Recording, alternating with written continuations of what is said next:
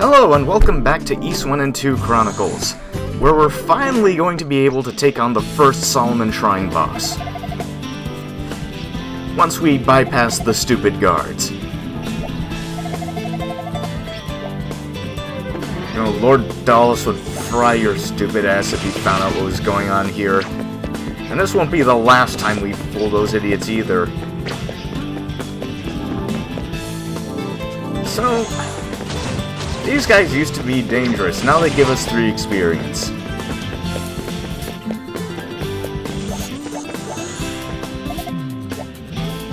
We have a lot of business here, and it's not good. Or Mr. Drager's room if you were playing the turbo version.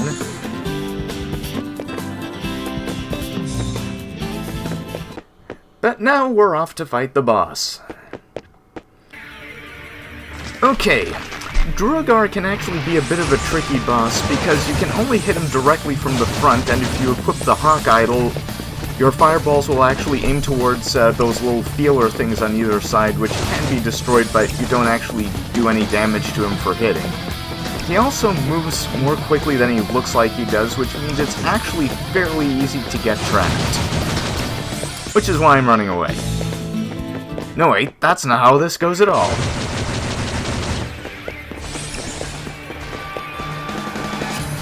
However, if you mind your spacing, Druagar can't be too tough. You just need to watch out for the ridiculous amount of projectiles that he throws, because this is the point in the game where the bosses start to get bullet hell.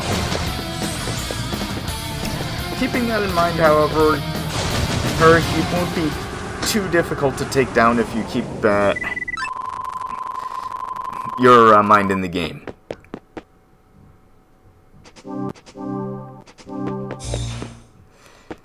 In case he's done for, and here's another goddess statue.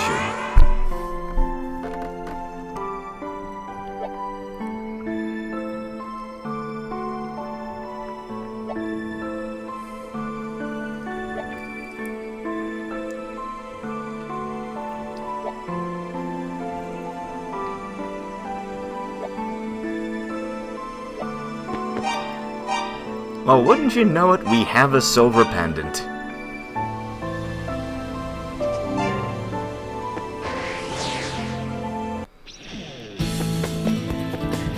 Okay, we are now actually in the inner parts of the shrine.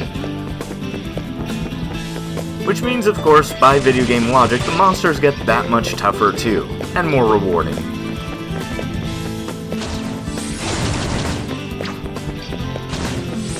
And less bothered by fire.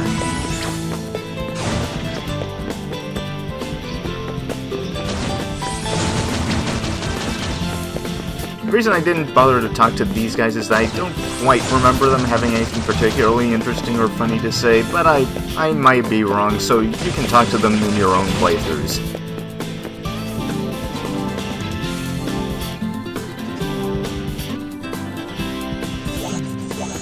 These guys, on the other hand... devil bureaucracy.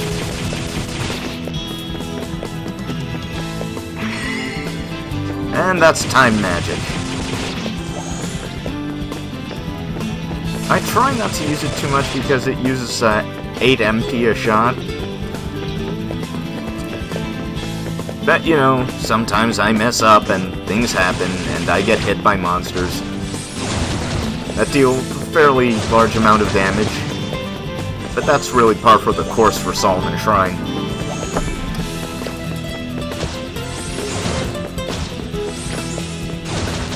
Oh, this again.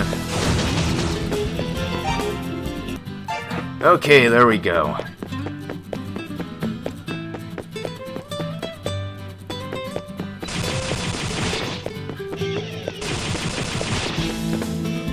Now, the reason I'm putting so much into exploring this part is that this is the point where you can start picking up the pieces of Tier 5 gear, and it's actually fairly easy to miss the Tier 5 shield.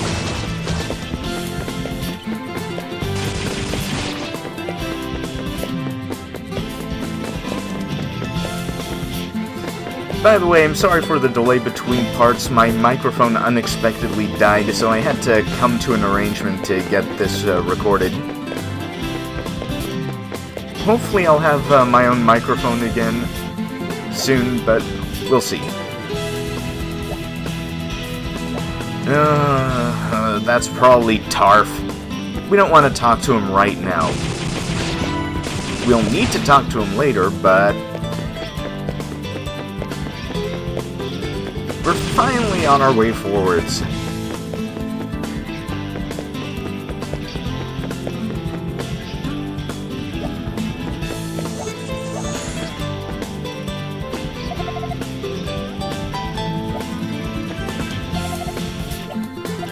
Well, Keith continues to make trouble for his fellow demons, which is only good news for us.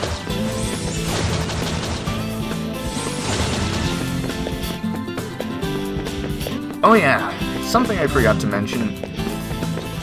Well, first, here's the battle shield. The first of the tier 5 pieces of equipment you can pick up.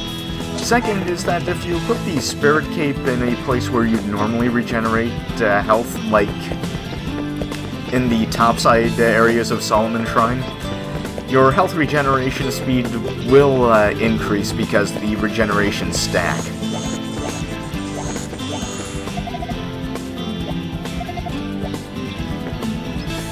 I was just following orders!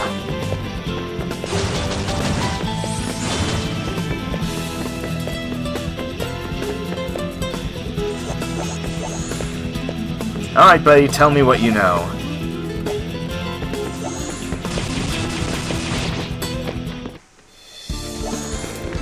It's only a matter of time until their amazingly canny guards can find him.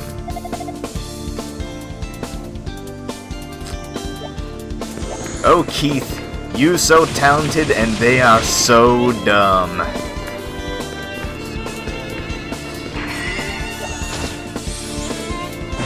Oh yeah, something about the fireballs is that if you launch them while time is frozen, they won't actually move until time unfreezes.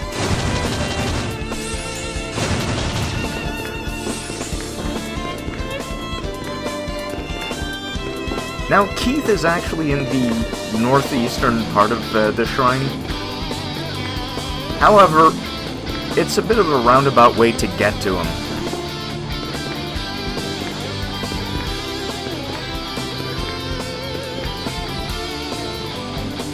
That I don't entirely remember, so this may take a little while.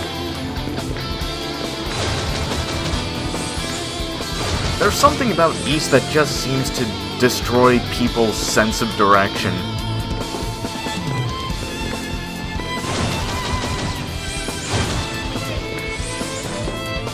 It kind of makes me wonder if people complaining about the difficulty of navigating some of these areas was why Wanderers was so very point A to point B.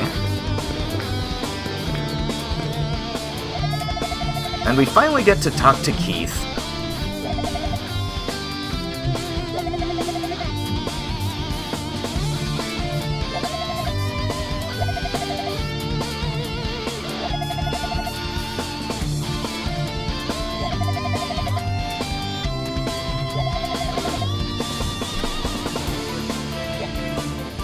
Keith is probably one of my favorite action RPG NPCs, besides Stogie, because of just how incredibly helpful he is.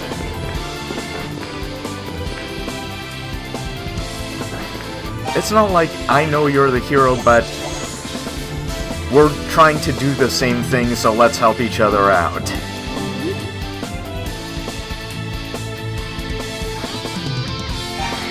In any case, to get back to the Canal control room, we're just gonna take a little warp cut.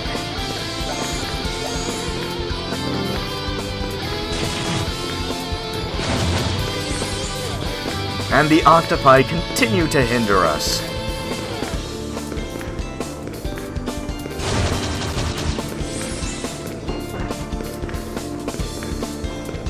By the way, even though I've bought all of the equipment that I technically can, there are still there is still a use for gold once you have enough of it.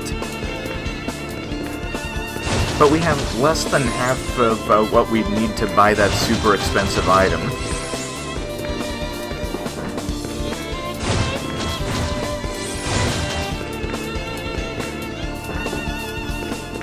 And here's the canal room.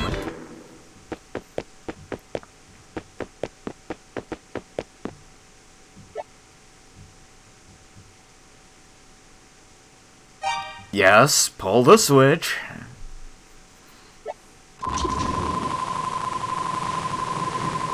More story experience? And off we go. Now that the canal bed is dry, we can walk around that way, and it's actually a lot easier to navigate through that than through on the upper paths. So long as you can find a stairway down, of course, which, once again, may take me a little while.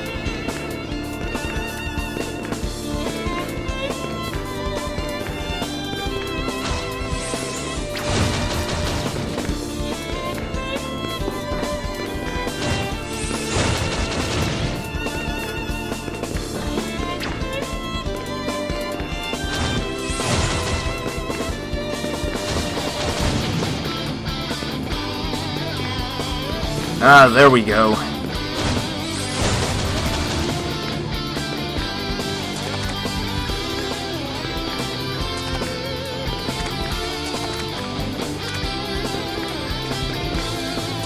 And the chest is now open to us, which contains the piece of Tier 5 armor.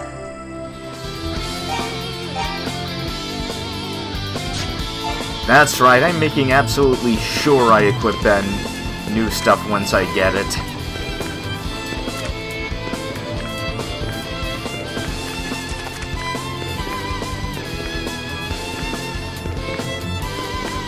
There will be no more equipment-related deaths in this Let's Play.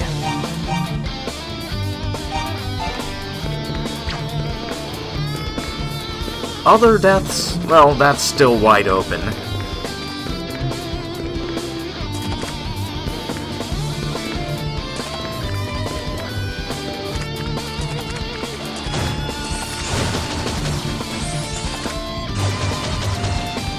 Always need more experience. Now there are a couple of extremely essential items in this part of the canal. First off, being this, what's in this chest.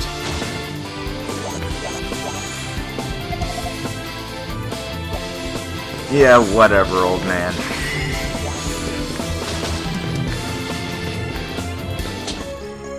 Okay, first is the battle sword. This is one of two pieces of equipment that's basically mandatory for defeating the next boss.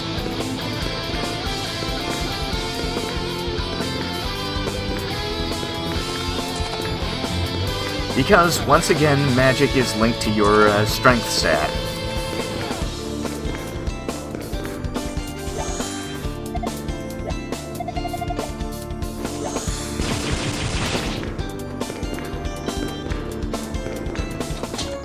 Okay, this is the Falcon Idol.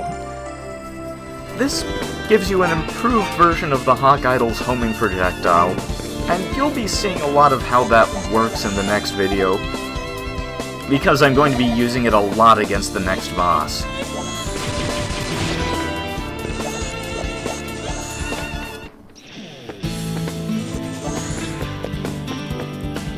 We are now at the innermost part of the shrine. Oh dear.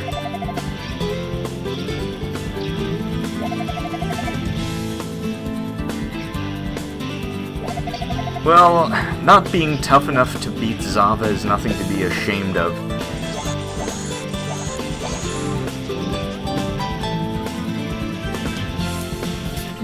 Okay, the innermost part of the shrine actually holds the strongest normal enemies in the game.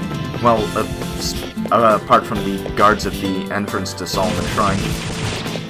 Which means this is basically the place where you're going to be doing most to all of your endgame grinding.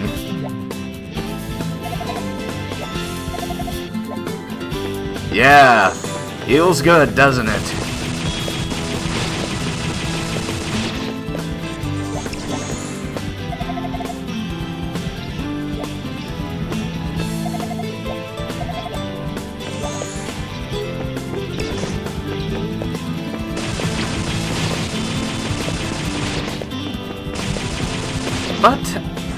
we're actually on our way to the last available teleport point. You know, the one that uses return magic. We make a better door than a window.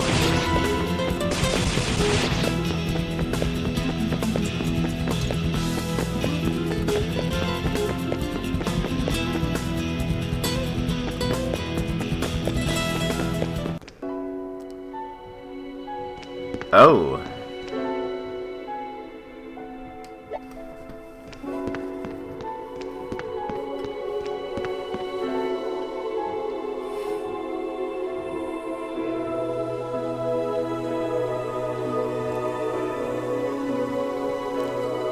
Indeed you do. Your place has a horrible infestation.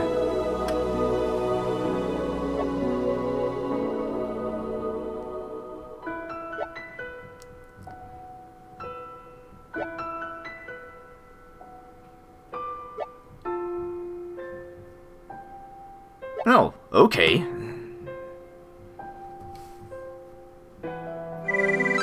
And this is a healing point, too. But let's take a look around. And there's Asteria below us. And if you look down to the lower left, you can see Darm Tower.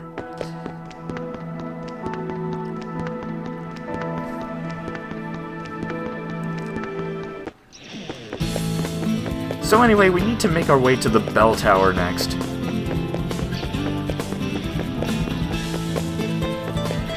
We are actually currently in no shape to defeat Zava, so I'm going to do all that grinding off screen.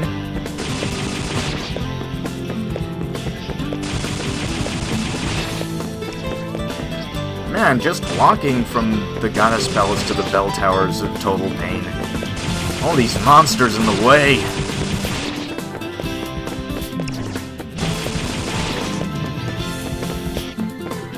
Oh yeah, the robed wizard monsters here can't actually be hurt by magic. So if you've been leaning on the fire magic for, you know, most of the game, you'd better relearn your sword techniques.